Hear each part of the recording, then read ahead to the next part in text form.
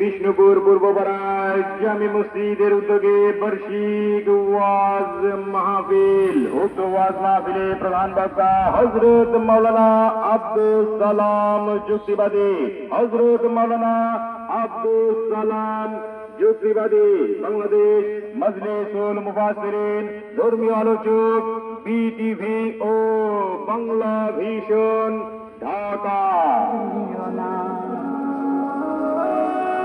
তাফসীরুল কুরআন মাহফিলে তৃতীয় বক্তা বিশিষ্ট ইসলামী চিন্তাবিদ ও তরুণ তেজস্বী বক্তা হযরত মাওলানা আবু হুরায়রা।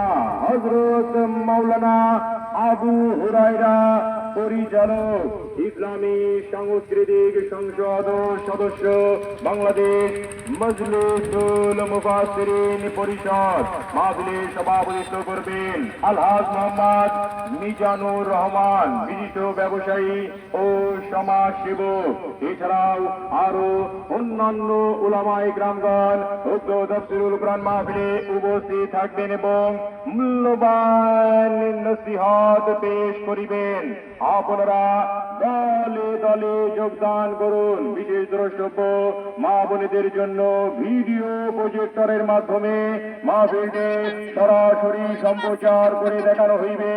যানবাহন রাখার সুব্যবস্থা থাকবে ইনশাআল্লাহ।